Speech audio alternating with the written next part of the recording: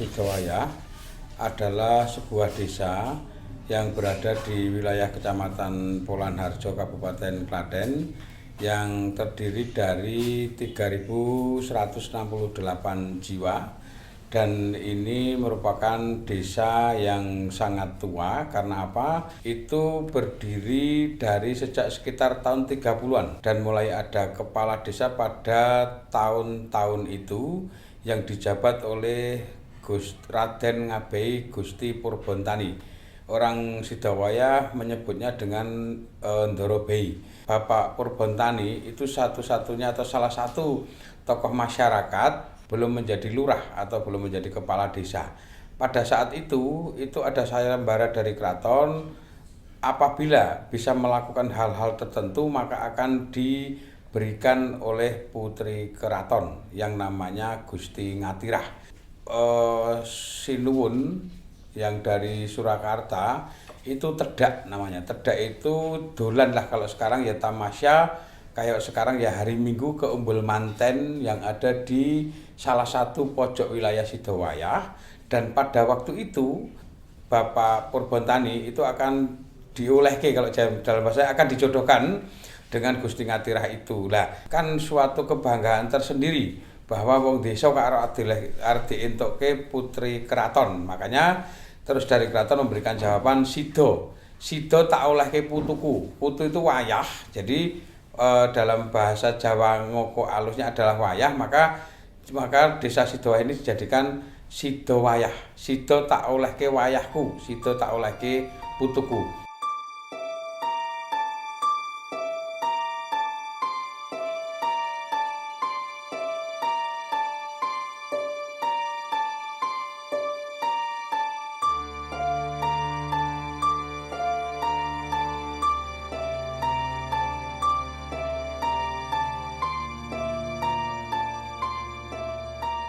Salah satu cucunya yang dari Sinuwun itu kena namanya Sompil. Sompil itu siput kecil yang warnanya hitam, agak kekuning-kuningan, itu kena kakinya dan berdarah.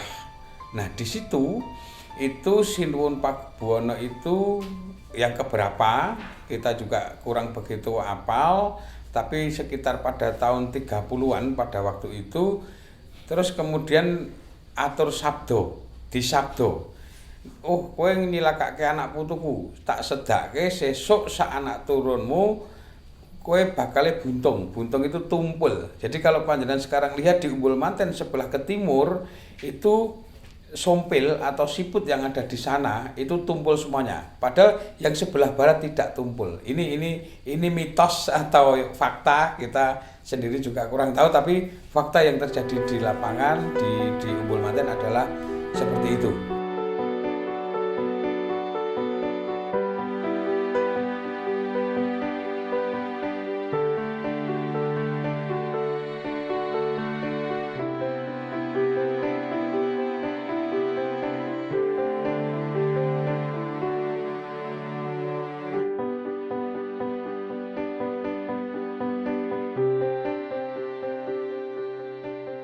Kenapa kok itu dinamakan Umbul Manten?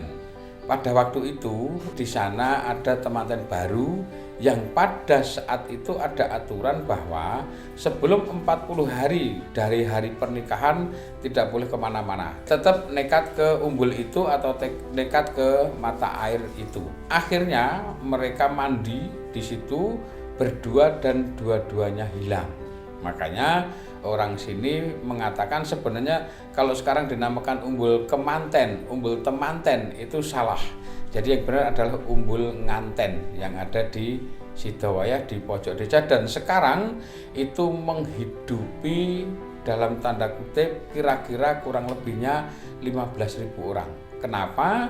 Karena air yang dari Umbul Manten itu dialirkan ke desa Kebonharjo, ke desa Keprabon, ke desa Kranggan, ke desa Sidowayah, ke desa Sidoarjo, dan desa Janti. Jadi ada 6 desa atau 6 kelurahan yang dihidupi dalam tanda kutip dari air Umbul Manten, dan ini merupakan berkah yang luar biasa bagi Sidowayah dan masyarakat di luar sekitar Sidowayah.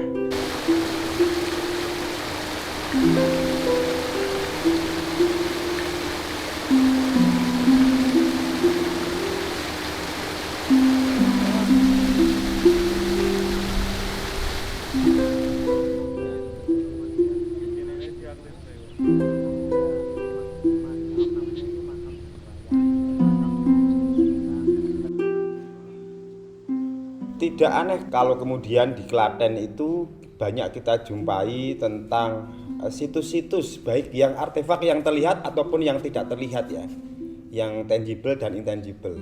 Kalau yang terlihat tentunya seperti candi, seperti arca-arca itu kita bisa jumpai di Klaten juga. Dan selain itu memori-memori masyarakat masa lalu juga terdokumentasikan dalam mitos-mitos yang kemudian banyak berkembang di Klaten.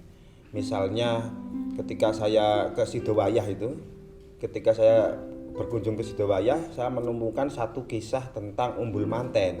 Kalau kita melihat dari sisi itu, maka kita akan melihat bahwa sebenarnya di situ ada satu konsep lama tentang Jawa, yaitu Linggayoni.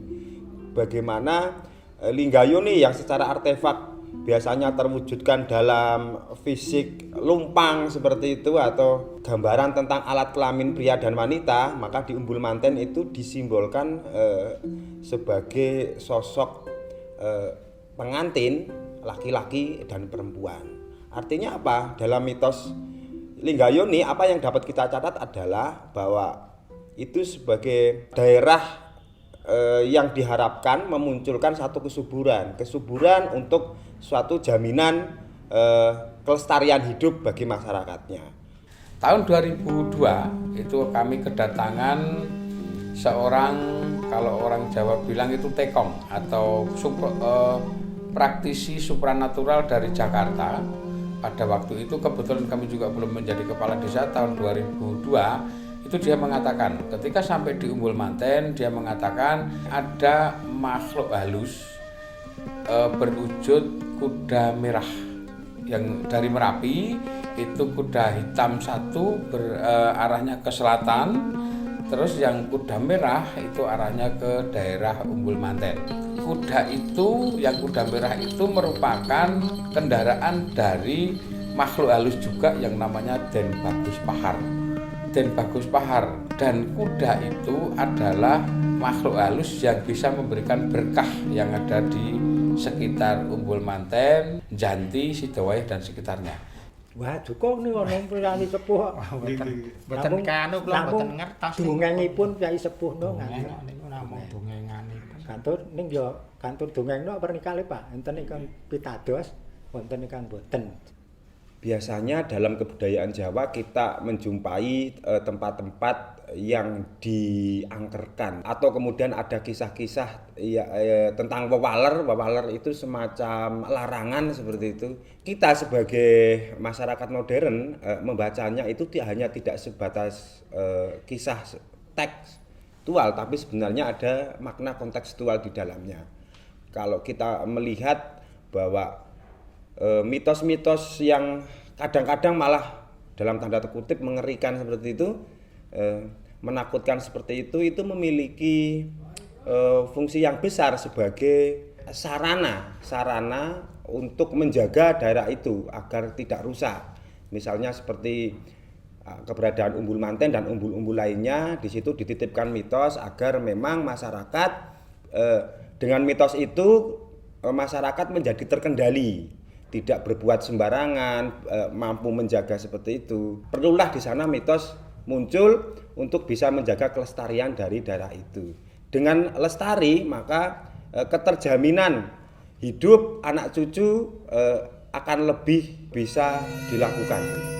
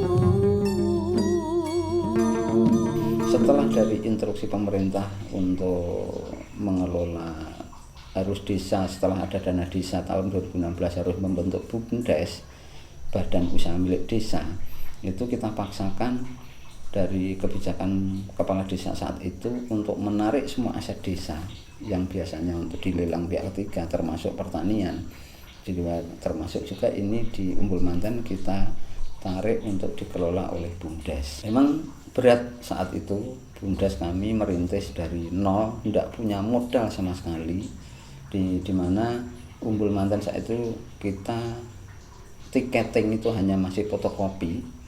Jadi selembar fotokopi kita kasihkan, kita heran luar biasa karena apa? Pada saat tanggal 1 Januari 2016 kita memberanikan diri untuk eksekusi, itu ternyata banyak dari Karang Taruna ditarik untuk nunggu Umbul Manten pada tidak mau. Karena apa? Image-nya di sana itu negatif. Negatif pertama, tempat bolos sekolah, tempat orang mabuk, tempat orang berkelahi. Ya pokoknya image-nya yang ada di Umbul Manten itu negatif. Akhirnya kita terjun sendiri. Orang yang ditunjuk untuk menjadi direktur BUMDes dan pengelolanya kita dampingi, nunggu di sana. 1 hari tanggal merah tanggal 1 itu kita kaget luar biasa. Saat itu dengan tiket 2.500 itu 1 hari memperoleh 2.500.000. Wah, ini ternyata kita selama ini tidak pernah sadar bahwa kita punya potensi. Kalau selama ini kita hanya menerima bersih, orang mikir ini sebenarnya sangat berdampak untuk masyarakat, dan ini kita beranikan. BUMDes saat itu punya modal nol, hanya modal rupiah, kita modal fotokopi. Akhirnya dengan semangat itu kita mulai membangun Sidowaya.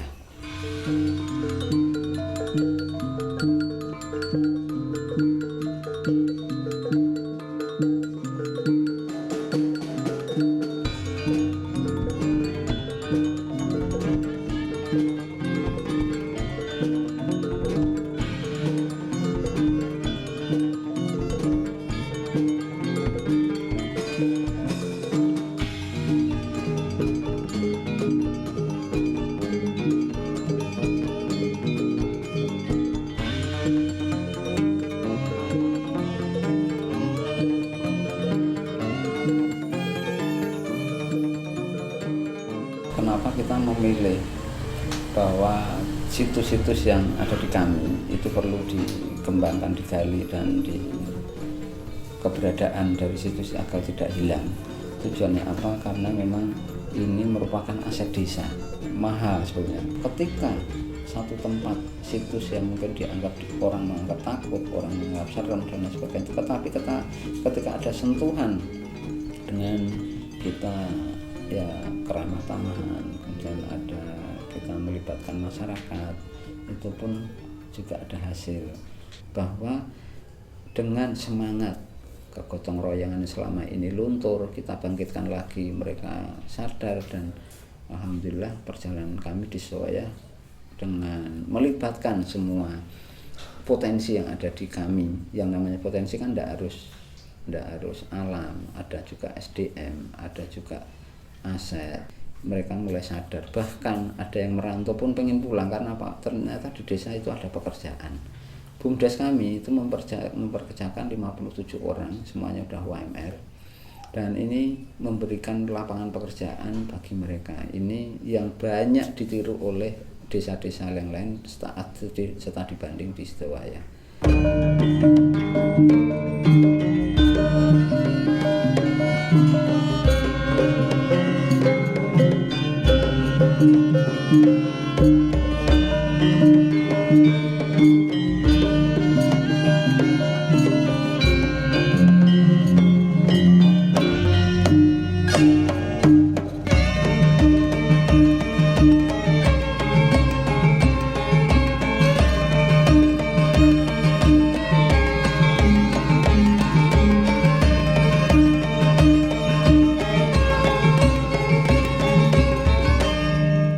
Gotong royong untuk di daerah pariwisata ini, untuk khususnya di desa Sidowaya ini, memang saya rasa sangat-sangat terbantukan. Istilahnya semuanya sudah merasakan, sudah menyadari kalau untuk destinasi wisata kita itu memang sangat dibutuhkan di desa Sidowaya ini, dan masyarakat pun sekarang istilahnya merasakan bahwa ada manfaat dari destinasi wisata tersebut. Jadi mereka itu untuk gotong royong, kalaupun diajak itu dengan segera, istilahnya nggak ada alasan untuk tidak melaksanakan gotong royong. Jadi mereka itu siap. Pandangan masyarakat tentang gotong royong di pembangunan situs Sidowayah ini, mereka sangat antusias karena masyarakat sadar akan ada dampak baik untuk kedepannya bagi kita semua yang ada di desa Sidowayah. Untuk pas pembangunan itu saya pribadi juga ikut membantu untuk memasakin tenaga-tenaga yang di sini. Kurang lebih waktu itu pembangunan 40 hari. Untuk tenaga kerja di Umbul Kemanten waktu itu masyarakat Sidowayah semua. Adanya dampak pariwisata Umbul Kemanten di Sidowayah, banyaknya lapangan pekerjaan, adanya peluang-peluang emas bagi masyarakat desa Sidowayah. Kalau masalah pengembangan sini kan kadang warga itu kan berpikirnya kan beda-beda Mas. Ada yang peduli, ada yang enggak. Nah, kalau yang peduli kan pasti ngasih masukan gitu. Paling kan kita sharing, ngobrol sharing. Jadi kan kalau warga kan banyak Mas. Jadi ada yang ngasih solusi ini. Nah, tapi kan kita harus menampung. Tidak, kita juga nggak harus ngikutin satu persatu. Nah, jadi kan kita sharing itu yang bagus yang mana, terus apalagi yang terutama kan dari pengunjungnya sendiri. Nah, kita kan pasti kalau ada pengunjung pasti kita tanya, kira-kira Umbul Kemanten itu gimana? Aku minta saran dan kritiknya yang jelek aja tapi jangan yang bagus. Setelah itu kita klopin ke warga tadi, sharingnya apa-apa kita masukin jadi satu, kira-kira itu apa sih? Nah, pasti ketemu Mas. Gitu, kita sendiri kan juga kayak pengelola nggak seenaknya langsung bikin ini, enggak.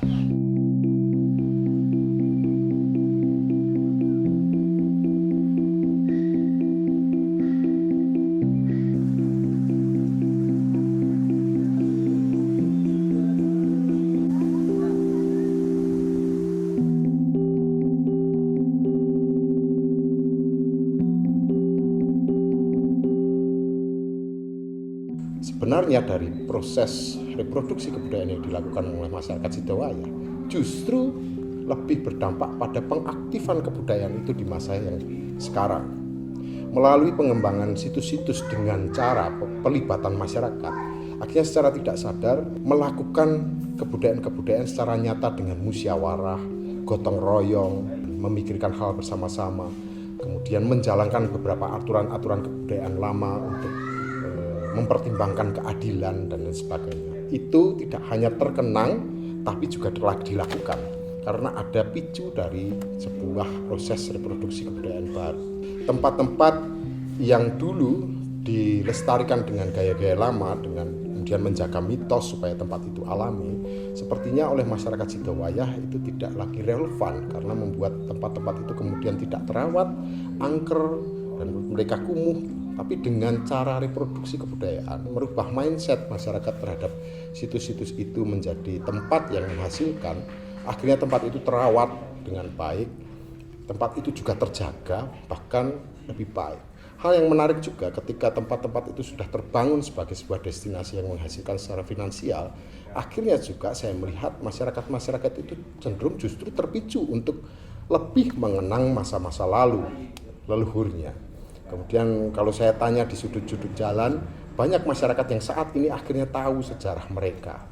Dari proses bagaimana kemudian tempat yang aktif sekarang itu berguna bagi kehidupannya, akhirnya dia juga melakukan proses penggalian pengetahuan-pengetahuan itu dari perbincangan-perbincangan di masyarakat.